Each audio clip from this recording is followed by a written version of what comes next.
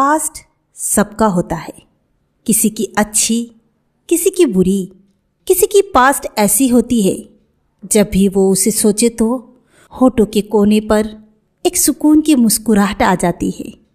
और किसी का पास्ट होता है डरावना, अनबिलीवेबल, जो वो चाहकर भी नहीं भूल पाते, जो उनके वर्तमान भविष्य सबको हिला के रख देती है। ऐसे ही एक अतीत का सच निशा के जीवन में भी अज्ञात दस्तक बनकर लौट आती है।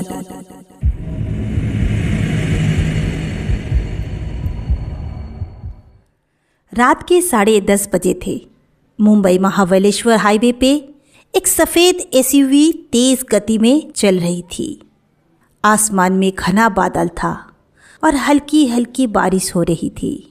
फॉग नहीं थी, लेकिन सर्दी की वजह से एक धुंध भरी नमी हवा में तैर रही थी, जैसे कोई आंखों के सामने साया सा लहराता हो। डॉक्टर निशा वर्मा फ्रंट सीट पे थी। उसने सीट बेल्ट थोड़ा टाइट किया और कहा, विजिबिलिटी कम हो गई है, विवेक स्पीड स्लो करो। विवेक वर्मा स्टीयरिंग पे दोनों हाथ जमाए हुए जरा सी मुस्कुराहट के साथ बोला, रिलैक्स डॉक्टर साहिबा, तुम्हारा पेशेंट हाईवे पे सो नहीं रहा है जो तुम इतना डर रही हो। उसके टोन में थकान थी, पर एक कॉन्फिडेंट वाली चिल आदत भी थी। निशा ने और कुछ नहीं कहा।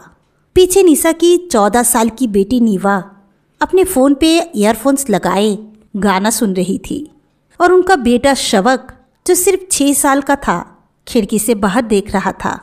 बारिश की पानी के बूंदे ग्लास पर बीच बीच में पैटर्न बना रही थी। शवक ने अपनी उंगली से एक शेप ट्रेस की, एक छोटी सी स्पाइरल, बिल्कुल वैसी जैसे निशा अपने डायरी के कॉर्नर्स में बनाया करती थी। निशा ने पूछा, ये क्या बना रहे हो शवक? शवक ने खिड़की से नज़र हटाए बिना कहा, मुझे लगा जैसे कोई मुझे बुला रहा है। निशा मुस्कुरा के जवाब देती है, तुम्हारी इमेजिनेशन बहुत स्ट्रांग है, वो तुम्हें बुला रही है। पर उसके दिल में कुछ चुभा, एक अजीब सा फील, जैसे उस स्पाइरल का कोई मतलब हो। वाइपर फास्ट घूम रही थी। टायर्स वेट रोड पे हल्की सी स्लिप हुई और तभी एक पल के लिए हेडलाइट्स के बीच एक छोटी सी फिगर रोड के बीच में, वाइट फ्रॉक, छोटी हाइट, बिल्कुल स्टैचू जैसी खड़ी। निशा ने जोर से चीख मारी, विवेक ब्रेक! विवेक ने बिना सोचे ब्रेक लगाया। कार घूम गई, टायर से जोर से आवाज़ की और कार रोड के लेफ्ट में एक बड़े बरगद के पेड़ से जाके टकराई। एकदम से सब कुछ थम गया, बस बारिश का हल्का सा शोर और इंजन का गर्म धुएं की स्मेल।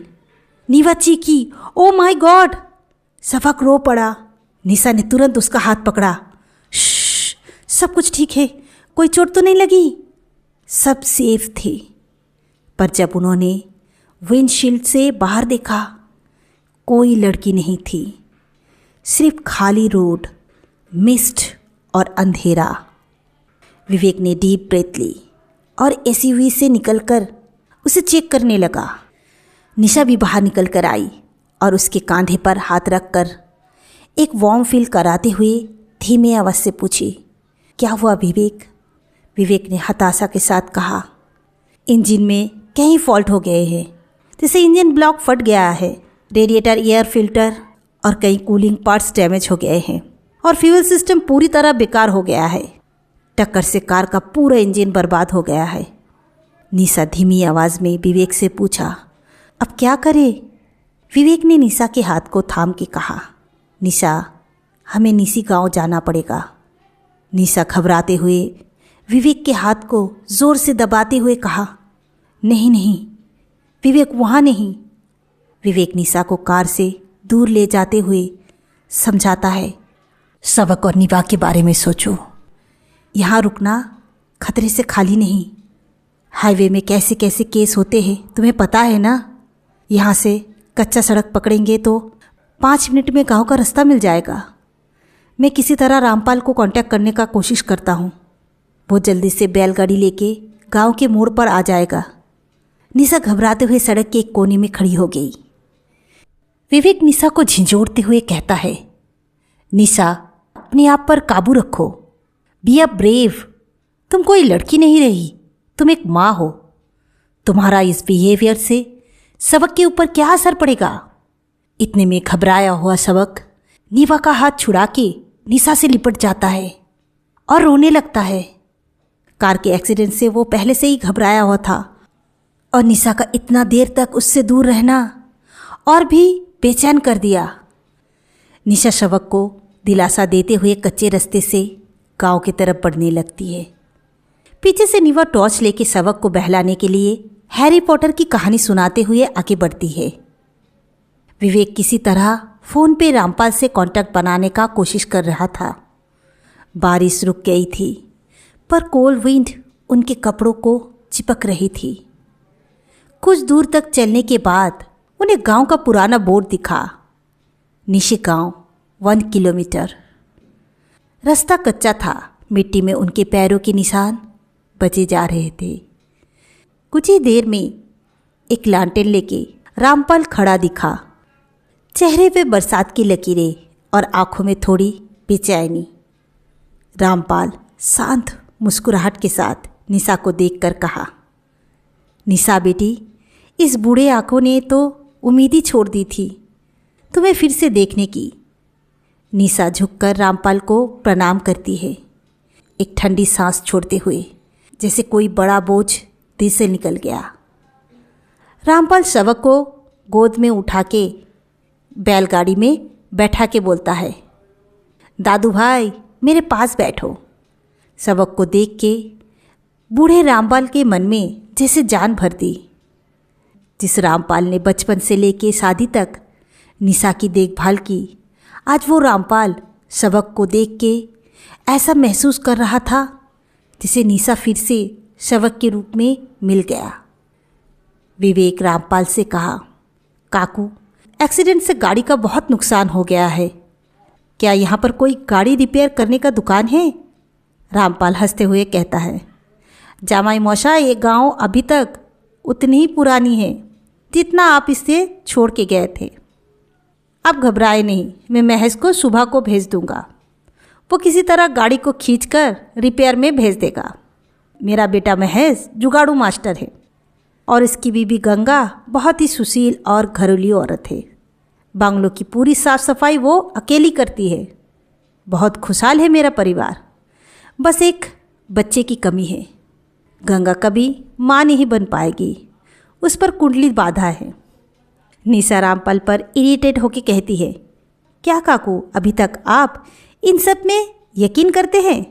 विवेक निशा को घूरते हुए तीखी नज़रों से देखता है, जैसे वो इशारों से कह रहा हो, इस टॉपिक को मत छेड़ो। निशा समझ जाती है गांव के साथ साथ यहाँ के लोग अभी तक वही पुराने सोच के हैं। बैलगाड़ी बंगलों के बड़े से गेट के सामने आके रुकती है, जहाँ बड़ा सा नेम प्लेट लगा था, रॉय विला। निशा ने विवेक के हाथ को कस के पकड़ लिया, जैसे इस नेम प्लेट से, इस बंगलों से उसे डर लग रहा हो। विवेक ने निशा के हाथ को दूसरे हाथ से थामा और हल्की सी आश्वासन भरी मुस्कुराहट के साथ देखा और निशा के कान में कहा, मैं तुम्हारे साथ हमेशा रहूँगा। निशा विवेक के साथ उस घर पे प्रवेश करती है। रात थी, ठंड थी और उनके पास कोई ऑप्शन भी नहीं थी। बंगलो पहाड़ी के किनारे बना था, समुंदर बिल्कुल नीचे, समुंदर के बिल्कुल करीब, प्राकृतिक सुंदरता से भरी हुई। गेट पुराना आयरन का था, रस्टेड और डंप। दरवाज़ा खुला तो चिक चिक की आवाज़ पूरे कंपाउंड में गूंज गई। अंदर में पुराना कॉलोनियल फर्नीचर, एक वॉल क्लॉक जो चलती नहीं थी और एक पेंटिंग, एक औरत और एक छोटी लड़की। दोनों के चेहरे में अजीब सा सुकून और कहीं दर्द भी। बस एक रात की बात है, विवेक बोला, सुबह मैकेनिक ढूंढ लेंगे। उन्होंने ड्राइंग रूम के बगल का एक कमरा चूज किया। बच्चे डर गए थे पर निशा ने उन्हें समझाया, पर उसके दिल में भी अजीब सा धक धक कर रहा था। पर्दे बंद करते हुए उसने देखा विंडो के ग्लास में किसी छोटी उंगली से लिखा था माँ। उसने तुरंत हाथ से साफ कर दिया। शवक ने लिखा होगा, उसने सोचा, लेकिन अंदर कहीं कुछ हिल गया। शवक तो निशा को मम्मी कहकर पुकारता है, तो माँ किसने लिखा? रात 12 बजे, सब सो रहे थे। निशा ने लैंप बंद किया और तभी दरवाजे पर नॉक होती है। एकदम से दरवाज़ा हिला। निशा को लगा विवेक होगा, शायद उसे कुछ चाहिए होगा। वो उठकर गई। विवेक, तुम हो? कोई जवाब नहीं। फिर से नॉक नॉक की आवाज़ होती है, इस बार धीमी सी हंसी के साथ। निशा को लगा शायद विवेक होगा। दरवाज़ा खोला, कोई नहीं, बस समुंदर की ठंड और हवा। उसने सोचा हवा से हुआ होगा। उसने तुरंत दरवाज़ा बंद कर दिया। लेकिन जैसे ही वो बेड पर बैठी, पैरों के पास कुछ ठंडा और गीला छूने लगा। टॉर्च जलाई, कोई नहीं था।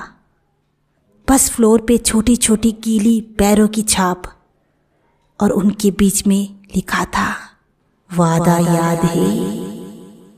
निशा का हाथ बीट बढ़ गया। उसने सबक को देखा, सो रहा था। निभा भी ईयरफोन्स लगा के सो गई थी। पेंटिंग की तरफ देखा। अब वो औरत और लड़की दोनों उसी की तरफ देख रही थी और अजीब क्रीपी आवाज में हंस रही थी। अलार्म की आवाज से निशा की आंख खुली। सुबह के 7 बजे। बारिश रुक चुकी थी, हवा में ठंडी नमी थी। निशा उठकर विवेक के रूम में जाती है। विवेक बैल्कनी में कॉफ़ी पी रहा था। निशा को देखते ही छोटी सी मुस्कुराहट के साथ कहता है, गांव में जाता हूँ महज के साथ, मैकेनिक ढूंढता हूँ। लगता है रोड ब्लॉक है, थोड़ा टाइम लगेगा। निशा चुप थी, सोच रही थी कि कल की रात की बात विवेक को बताओ या नहीं। निशा खुद भी श्योर नहीं थी। उसने जो कल देखा सुना वो सपना था या सच। तभी बाहर से आवाज़ आई, मैडम चाय। रामबल की बहू गंगा चाय की ट्रे लेके खड़ी थी। साड़ी की पल्लू सिर पे, पैरों में मिट्टी। इतने में विवेक अपना कॉफ़ी ख़त्म करके महज को लेकर मैकेनिक ढूंढने निकल गया। गंगा ने धीमे स्वर में पूछा, दीदी सुबह के नाश्ते में आप सब क्या खाओगे? रात भर बिजली गई थी, सोचा आप लोगों को सुबह चाय और कॉफ़ी दे दूं। निशा ने गंगा से पूछा, वो हॉल रूम में किसकी तस्वीर है? गंगा रुकी, धीरे से बोली, वो तस्वीर उनकी है मैडम, जो कभी वापस नहीं आए। ये कह के वो वापस ब्रेकफास्ट बनाने चली गई। उसके जाते हुए कदम अजीब तरह की हल्की थी। तभी सेंट्रल टेबल के नीचे सेल्फ में रखी एक डायरी पर निशा की नज़र गई। निशा ने डायरी पे लिखा नाम देखा, एस देवी। उसके दिमाग घूम गया। वो जल्दी चेयर में बैठ गई। विवेक महज उसके साथ वापस आया। डॉक्टर साहिबा, लैंडस्लाइड हुआ है, रोड बंद है, कल तक ही खुलेगा। मैकेनिक भी कल ही मिल पाएगा। आज की रात यहीं रुकना पड़ेगा, मौसम फिर से खराब हो रहा है। निशा को मजबूरन वही रात फिर से वहाँ रुकने का सहमति देना पड़ा। निवा और शवक बैल्कनी से समुंदर देख रहा था और बूढ़ा रामपाल उन्हें गांव की कहानी सुना रहा था। शाम को हवा और तेज हो गई और तभी निशा ने देखा वेव्स के बीच एक छोटी सी फिगर वाइट फ्रॉक में किनारे पे खड़ी। वो हाथ हिला रही थी। निशा फ्रोजन हो जाती है, उसकी हार्ट बीट लाउड हो जाती है। फिर हवा ने दरवाज़ा हिलाया। उसने आंखें बंद कर ली। उसने धीरे से कहा, शायद ये मेरी हेलुसिनेशन है। महज के जाते ही विवेक भी कमरे के अंदर आता है। निशा ने विवेक के हाथ को जोर से पकड़ा और तीखे स्वर में कहा, मुझे ऐसा क्यों लग रहा है? तुम मुझे जानबूझ के इस घर में रखना चाहते हो? क्यों लाए हो तुम यहाँ मुझे? क्यों मैं निसी गाँव के नाम से डरती हूँ? कौन है रामपाल काका, जिसे मैं इमोशनली जुड़ी हूँ, लेकिन मुझे याद नहीं वो कौन है। इस घर की हर चीज़ से मैं वाकिफ़ हूँ, कौन चीज़ कहाँ पर रखी है, ये घर किसका है मुझे नहीं पता। वो छोटी बच्ची मुझे बार बार दिखाई क्यों दे रही है, जिसे मैं पहचानती तो हूँ लेकिन जानती नहीं वो कौन है। विवेक निशा का हाथ छुड़ाकर कहता है, तुम्हारे सवालों का जवाब तुम्हें खुद ढूंढना पड़ेगा निशा। खुला हुआ सवाल नासूर बन जाता है, खुला हुआ घाव की तरह।